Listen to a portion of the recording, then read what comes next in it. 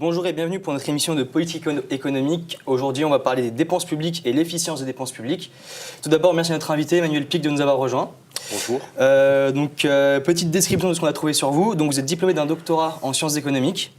Vous partez travailler en IT et notamment sur la microfinance, cours que vous donnerez plus tard à la FGES, cours que j'ai d'ailleurs suivi. Vous intégrez la faculté des sciences économiques et de gestion en 2006 à Lille. Vous devenez vice-doyen en 2008, en étant en même temps directeur de l'ISEA.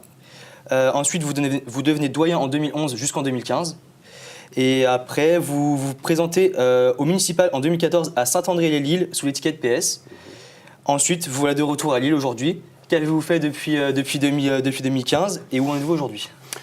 Écoutez, après 2015, donc la fin de mon mandat de doyen, je suis resté encore un an à la faculté et j'ai quitté la Cato et Lille cet été, l'été dernier, pour partir en Guadeloupe, où je travaille là maintenant comme consultant en appui à des structures notamment d'insertion par l'économique, et je partage mon temps un peu entre la Guadeloupe et Haïti. D'accord. Voilà. Ok, très bien. Donc voilà, pour un petit peu introduire le sujet, on va donner quelques chiffres par rapport aux dépenses publiques. Il faut savoir que l'État français dépense actuellement 1200 milliards, donc c'est des chiffres de 2015.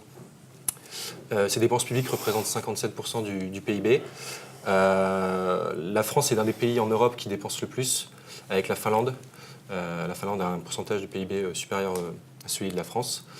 On va voir un petit graphique qui représente un petit peu les dépenses publiques de l'État français depuis 30 ans. Donc si on peut afficher le graphique. Voilà. Ouais, donc voilà.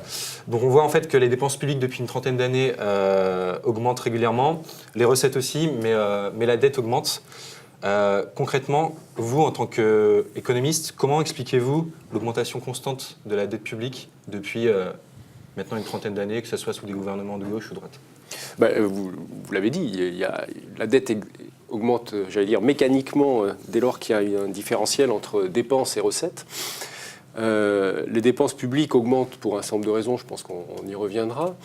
Mais ce qui est intéressant ici, c'est peut-être de souligner les raisons de l'écart. C'est que depuis une trentaine d'années, en fait, la fin des années, j'allais presque dire une quarantaine d'années presque maintenant, fin des années 70, puis années 80,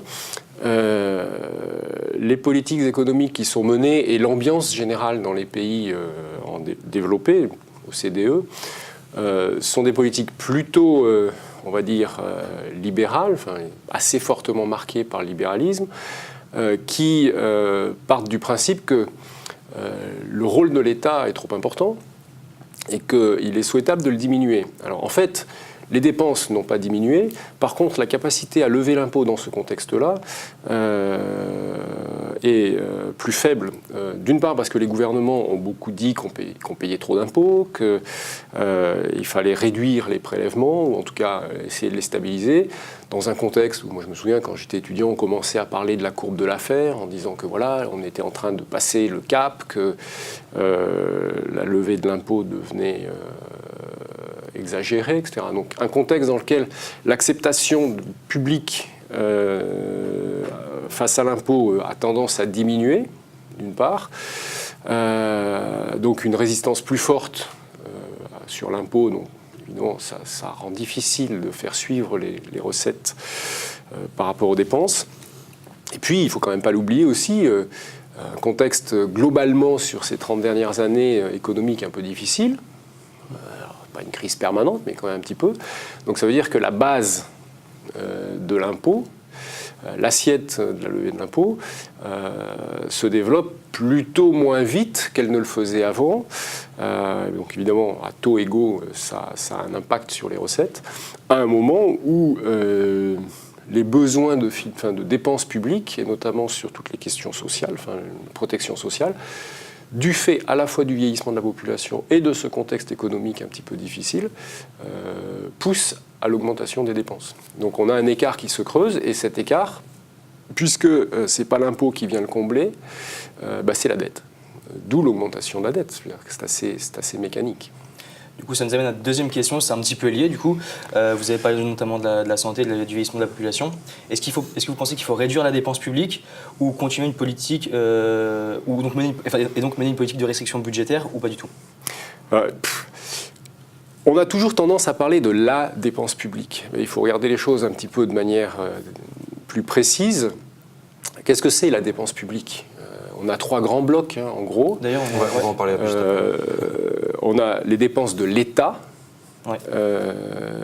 les dépenses des collectivités territoriales, et puis tout ce qui est assurance sociale, la protection sociale. Si on peut afficher le graphique, s'il vous plaît. Ouais, si on peut afficher le graphique. Ouais. Cette protection sociale, ça représente quasiment la moitié.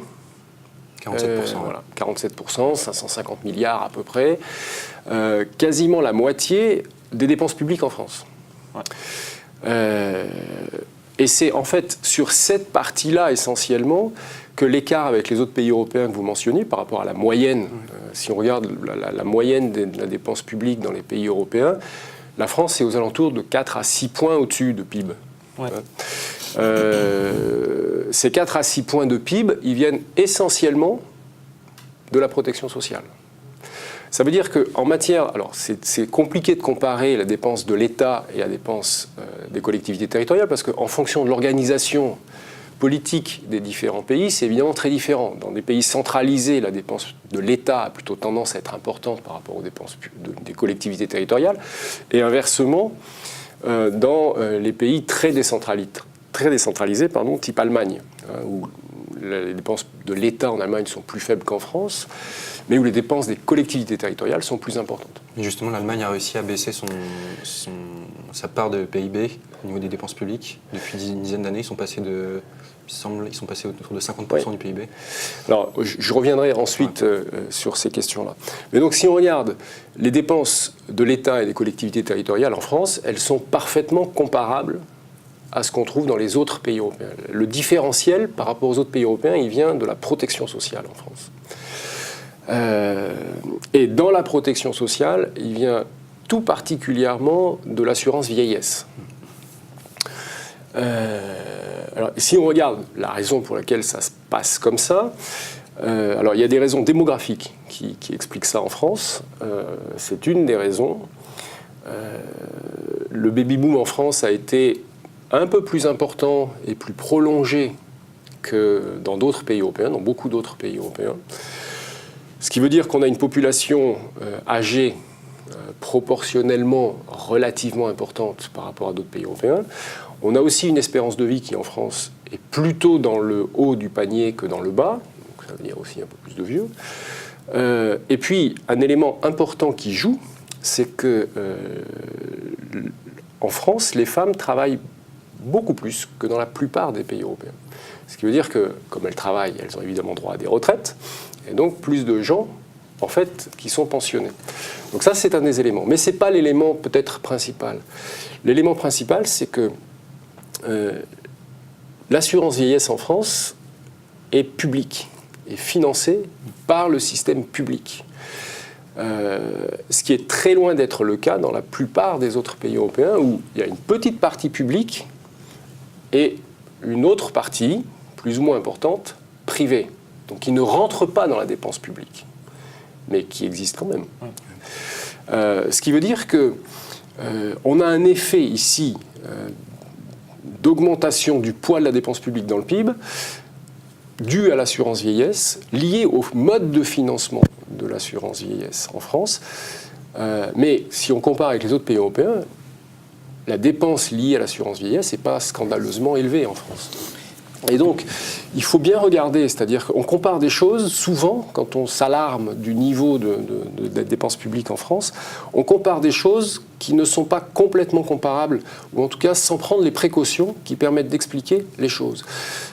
Si on tient compte de tout ça, on s'aperçoit que les dépenses publiques en France sont assez comparables finalement à ce qui se passe ailleurs, et que si on prend spécifiquement les dépenses de l'État, qui sont tout à fait dans la moyenne, ne laissent pas penser qu'on a une gabegie scandaleuse dans les dépenses publiques, et que la diminution des dépenses publiques serait un impératif absolu parce qu'on est en train d'étouffer finalement une économie derrière, enfin, ou avec des dépenses stériles, une activité stérile de l'État. J'ajoute juste aussi, pour terminer, qu'il faut faire attention parce que sur ces 550 milliards de dépenses qui sont liées à la protection sociale, en fait, ce sont des revenus de transfert. C'est-à-dire que on prélève chez certains pour donner à d'autres. Donc c'est du pouvoir d'achat qu'on répartit, c'est de la répartition. C'est pas de la dépense publique gaspillée. Oui, justement, pour rebondir un petit peu sur vos propos, il y a un rapport du FMI qui est sorti l'année dernière qui cible un petit peu donc, les dépenses budgétaires de l'État français. Et en fait, eux, ils ont ciblé 4 points qui pourraient être améliorés. Donc ils ont ciblé la masse salariale de l'État, qui pourrait être, réaliser des économies dessus, la protection sociale, comme vous venez d'en parler, la santé, qui fait partie un petit peu de la protection sociale forcément, et l'éducation. Voilà, c'est 4 points qu'ils ont relevés, qui pourraient fonctionner aussi bien qu'aujourd'hui, mais en dépensant peut-être un peu moins. Alors, c'est vrai qu'une fois que j'ai dit ce que j'ai dit, ça ne veut pas dire que tout marche parfaitement bien et qu'il n'y a rien à faire. C'est-à-dire que c'est clair qu'on peut regarder les choses et qu'il y a sans doute ici ou là des gains de productivité à réaliser, parce qu'en fait, c'est de ça dont il s'agit. Ouais. Si c'est des gains de productivité, parce que si c'est juste transférer au privé quelque chose que la France a décidé de financer de manière publique, enfin d'organiser de manière publique, ça c'est une autre question, c'est un choix politique. Mais voilà, dans ce cas-là, c'est un autre débat. Mais il est clair que dans la manière dont on dépense et dont l'État, pris là au sens large, d'ailleurs incluant à la fois l'État, l'administration centrale, les collectivités territoriales et la protection sociale, dépense l'argent, il est vraisemblable qu'il y a un certain nombre d'économies qui seraient jouables. Cela dit, je crois qu'il faut quand même faire attention, c'est-à-dire que là aussi, on a coutume de dire il y a trop de fonctionnaires. Fonctionnaire, c'est pas un métier. Hein. Ouais. Qui sont les fonctionnaires? C'est-à-dire que quand on dit il faut rationaliser la dépense publique, et notamment sur les dépenses de personnel, ça veut dire qu'en fait, il faut réduire le nombre de fonctionnaires. Encore une fois, fonctionnaire, ce n'est pas un métier. Il y a des gens qui exercent des métiers. Donc, quels sont les métiers sur lesquels on intervient? Et là, quand on rentre à ce niveau-là, ça devient tout de suite beaucoup moins évident. C'est-à-dire qu'il y a évidemment des métiers support, de type administration, etc. Là-dessus, il y a sans doute aussi des gains de productivité à réaliser. Je pense qu'il y en a une partie qui a déjà été faite.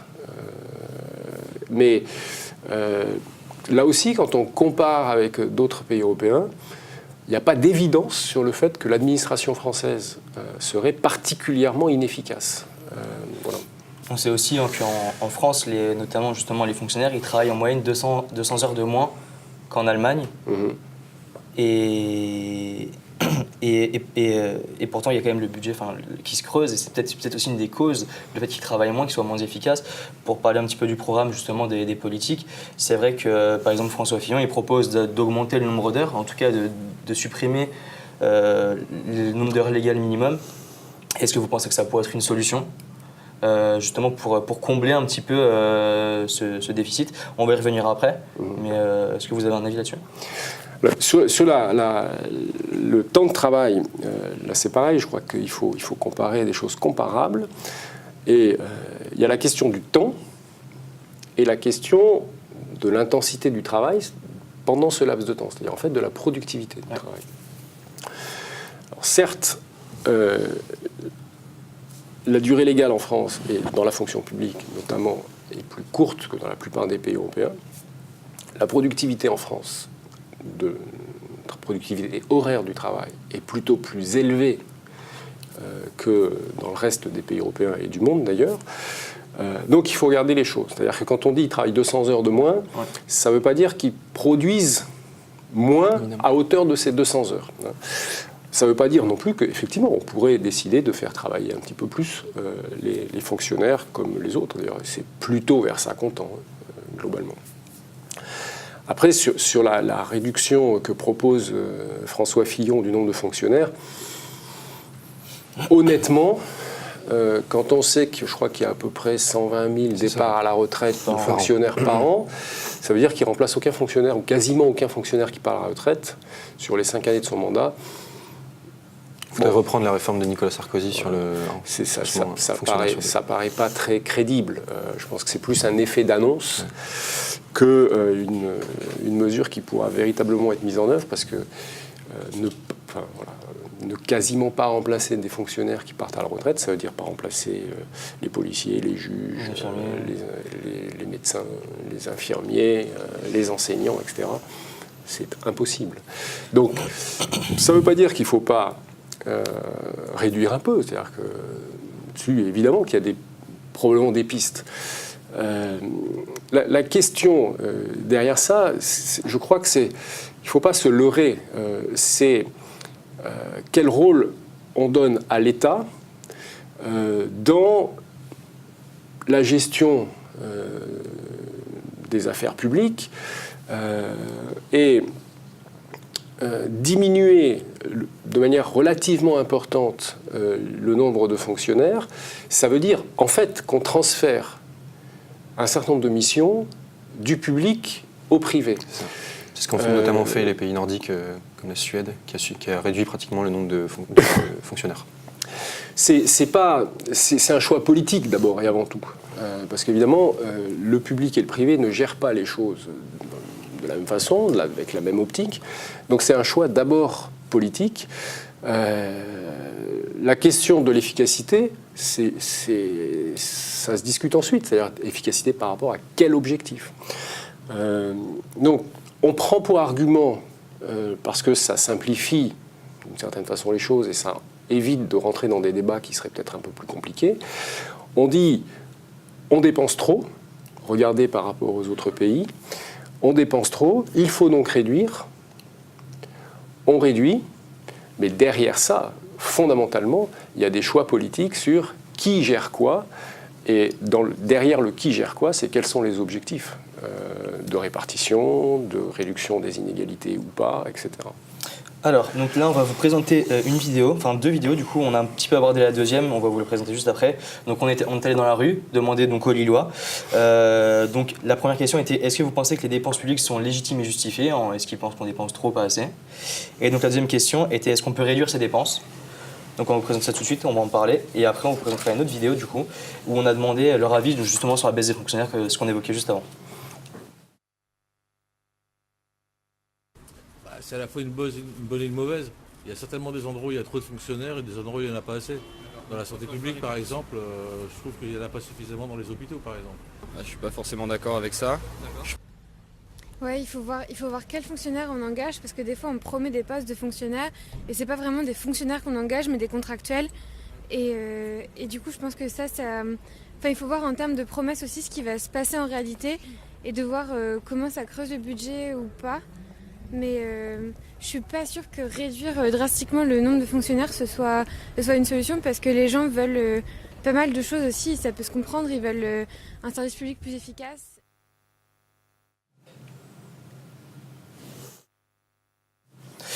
Voilà, donc on a eu justement la vidéo sur les fonctionnaires, ce dont on parlait juste avant. Donc pour rebondir dessus, on voit bien que en tout cas la vie publique, sur le peu de personnes qu'on a interviewées, ils n'ont pas l'air totalement d'accord. Ils ont plus tendance à dire qu'on pourrait, par exemple, la personne parlait des contractuels, ça pourrait être une alternative peut-être à la baisse de fonctionnaires. Quel est votre avis là-dessus, du coup, pour un petit peu rebondir par rapport justement à ce que vous avez dit? Ouais. Engager des contractuels plutôt que des fonctionnaires, ça change. Pour les dépenses publiques, ça ne change pas fondamentalement les choses, parce que ce sont des salaires à verser quand même. Ça donne plus de souplesse dans la mesure où on n'est pas obligé de les conserver ensuite ad vitam aeternam. Mais ce qui est dit là, finalement, et je trouve assez intéressant, dans le sens où toutes les personnes interviewées, finalement, ont dit il faut regarder d'un peu plus près. Ouais. Les fonctionnaires, ça ne veut pas dire grand-chose. Donc, quel fonctionnaire, quel métier, finalement? Et que là, quand on commence à creuser, effectivement, on s'aperçoit que les gens se disent voilà, on n'a pas forcément envie de réduire le nombre de médecins, d'infirmières, d'aides-soignants, etc. Donc ça veut dire que, et c'est ce qu'on retrouve dans beaucoup de sondages qui sont faits sur le sujet, à la fois il y a une sorte de défiance à l'égard des fonctionnaires, où on se dit voilà, ils ne travaillent pas beaucoup, ils ont des avantages, etc.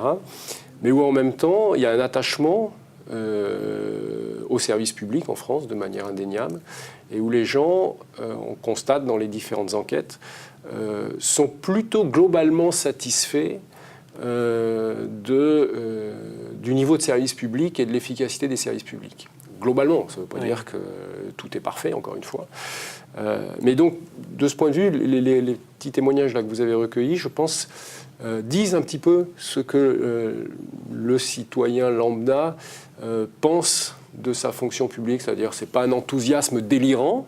On le voit, personne n'a dit alors, attendez, il n'en est pas question. Ils sont très attachés mais à certains en même fonctionnaires, temps, il y a un attachement au service public, je crois. Du coup, on va juste vous présenter la première vidéo, si on peut l'avoir, s'il vous plaît. Donc, c'était les 2 premières questions qu'on avait posées. Donc, à savoir, est-ce que les dépenses publiques sont légitimes et justifiées, et est-ce qu'on peut réduire ces dépenses?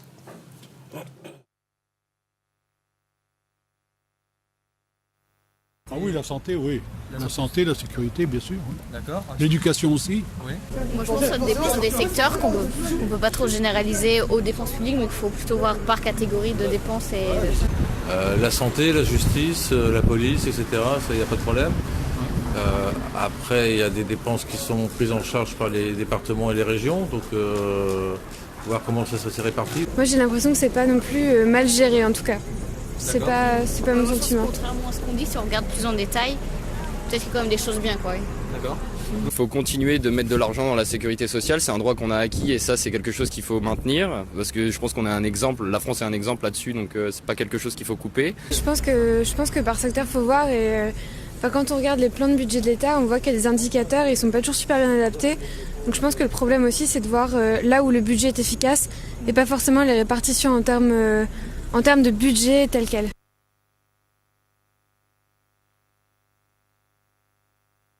Au niveau du gouvernement, je pense. Le portefeuille des députés et des sénateurs. Je pense qu'elles sont déjà suffisamment réduites et que donc le service public est en train de se détériorer de plus en plus.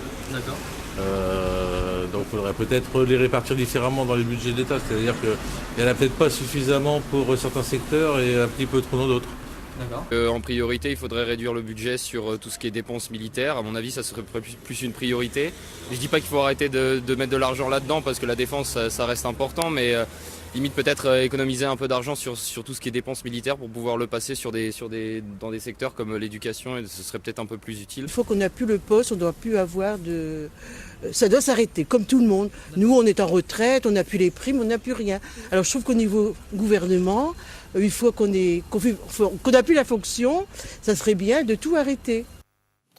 En fait, ce qui ressort un petit peu de la vidéo et ce qu'on entend un petit peu et les avis qu'on a entendus, c'était que la population pense que c'est mal proportionné. Il y a peut-être trop d'argent qui est mis quelque part et pas assez d'une autre partie.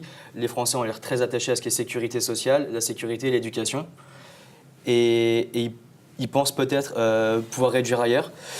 Du coup, pour rebondir sur ce que disait Monsieur Fillon et sa réduction de 500 000 fonctionnaires, est-ce que vous pensez que c'est quelque chose qui est du coup réaliste par rapport aussi pour rebondir sur ce que vous avez dit juste avant, qu'il y a déjà 120 000 départs à la retraite, est-ce que vous pensez que c'est réaliste? Est-ce que c'est peut-être une meilleure chose de répartir les fonctionnaires dans d'autres parties, dans d'autres secteurs, plutôt que de réduire drastiquement le nombre de fonctionnaires?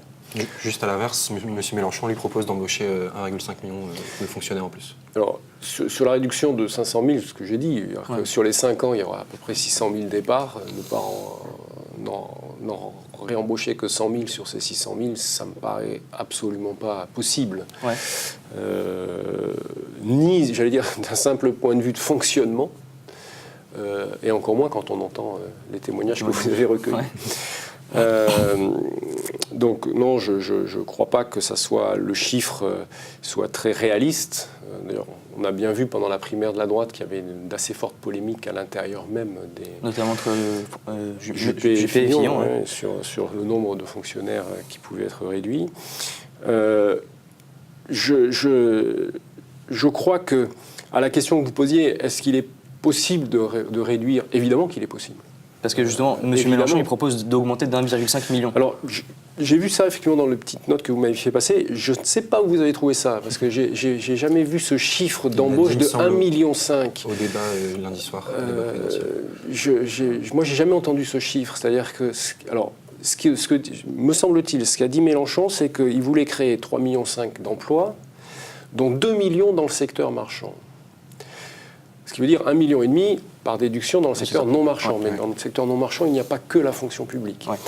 Bon, cela dit, 3,5 millions de chômeurs, enfin d'emplois créés en 5 ans, ça me paraît assez ambitieux. Ouais. Voilà. Je ne suis pas convaincu qu'il faille embaucher une masse considérable de fonctionnaires en plus, dans l'absolu, encore une fois. C'est-à-dire que je crois que les témoignages que vous avez recueillis sont finalement, je trouve, des gens très sensés, en disant, mais regardons le détail, qu'est-ce que ça veut dire ?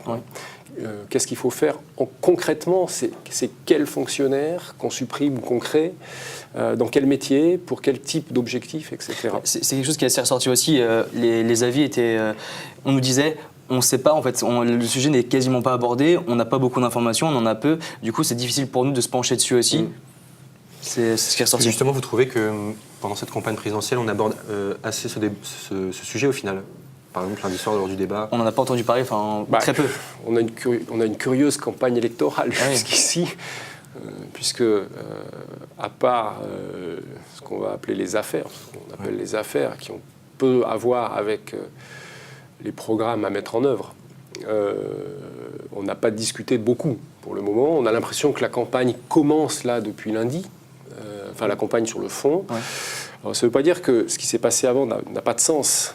C'est-à-dire que ça traduit aussi certains besoins de transparence, d'honnêteté, d'éthique, etc. Mais sur les programmes, on a l'impression que ça commence tout juste, donc ça va être extrêmement court. Donc non, on n'a pas assez parlé de tout ça. Et pour l'instant, on en a parlé effectivement en grande masse. Trop de fonctionnaires, pas assez de fonctionnaires, trop de dépenses publiques, pas assez de dépenses publiques. Pas rentrer dans le détail, quoi. On ne chiffre pas les... Voilà, qu'est-ce que ça veut dire et pourquoi faire tout ça et avec quels objectifs. Et je crois que c'est important de se rendre compte aussi que toutes ces questions, ce sont d'abord des questions politiques.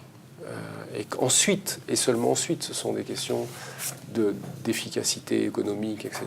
Mais il y a d'abord des choix politiques, au sens où quel type de société on veut.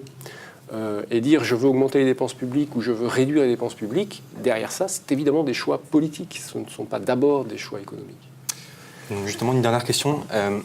Comme propose Marine Le Pen, est-ce que vous pensez que faire appel à un référendum sur certaines questions comme celle-ci, questions un petit peu sociales, de santé, ça peut fonctionner, marcher ? C'est ce que propose en tout cas Marine Le Pen. Alors, à titre personnel, je suis assez défavorable au référendum. Pour une raison qui est assez simple. C'est que les questions qui sont... Enfin, pour deux raisons, en fait. Les questions qui sont posées dans un référendum, par définition, sont des questions binaires. Oui, non. Ouais. Il est rare que les problèmes auxquels on fait face soient des problèmes qui peuvent se résoudre de manière aussi simple. Oui, non. Du coup, ça a tendance à caricaturer le débat et à empêcher l'émergence de solutions un peu plus complexes pour des problèmes complexes. Donc je trouve que souvent, ça fait apparaître des choses qui ne sont pas si simples. Si on prend le dernier référendum en France, en 2005, sur ce qu'on appelait la Constitution européenne, on devait dire oui ou non. Et ça a été traduit, mais assez normalement, comme oui pour l'Europe ou non pour l'Europe. Or, c'était évidemment pas si simple que ça. Donc voilà, sur le référendum, moi je suis quelqu'un de très dubitatif sur le gouvernement par référendum. Parce que je crois que c'est difficile. La deuxième raison pour laquelle je ne suis pas très favorable au référendum, c'est que on embarque finalement la population sur des débats qui sont en général pas ceux que véritablement le référendum cherche à trancher. Et sur la Constitution européenne, une fois de plus, c'était assez visible, c'est-à-dire que ça s'est transformé en référendum pour ou contre l'Europe, en tout cas c'est comme ça que ça a été interprété.